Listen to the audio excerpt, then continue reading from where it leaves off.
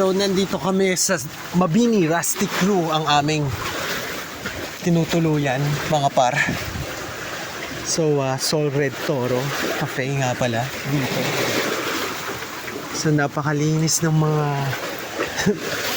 dalampasigan natin dito, no? Napakaganda, oh. Oh. Wow. Payapa.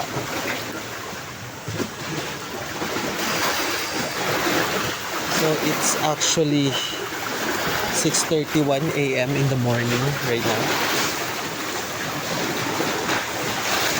September 28. So simple at payak lamang ang ating pamumuhay dito sa probinsya. Kung may matatawag nga ba tayong simple at payak, pero napakaganda ng ating tanawin. So parang mas mayaman pa nga tayo sa mga mayayaman na sobrang mayaman, dahil ito, tignan mo, napakalawak, na-enjoy natin yan. Yung iba trabaho lang trabaho, di ba? Iba trabaho lang trabaho, wala man lang time para mag-relax para sa sarili, iisip, yung survival, no? Grabe, puro survival mode lang yung karamihan sa mga nasa syudad. Hindi ko naman nilalahat, pero ganun talaga ang pag napapansin mo yung modernong pamumuhay, no? Pero eto, yung sound, yung tunog ng dagat, nakaka-relax siya. Naririnig mo yung mga ibon, yan, no? Ganda. Nakakagaan ng damdamin, yung simoy ng hangin,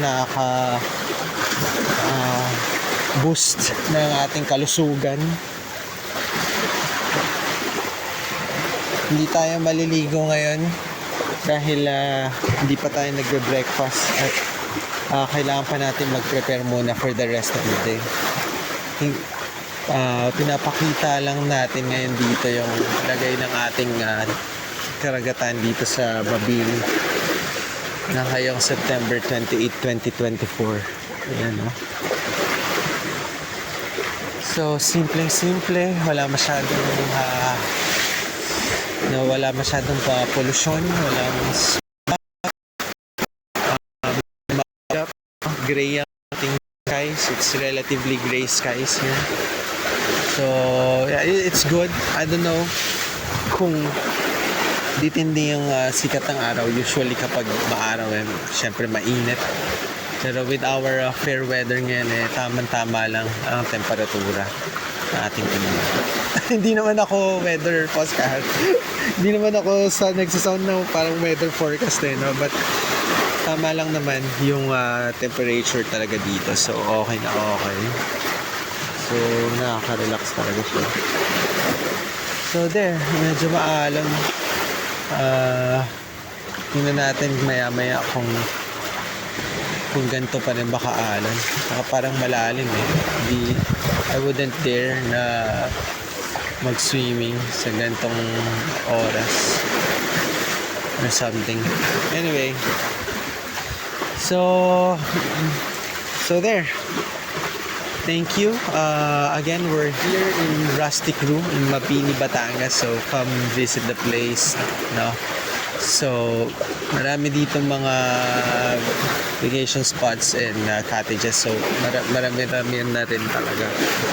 And yung mga cabins like yung Tatsulok cabins, ganyan, other vacation stay house.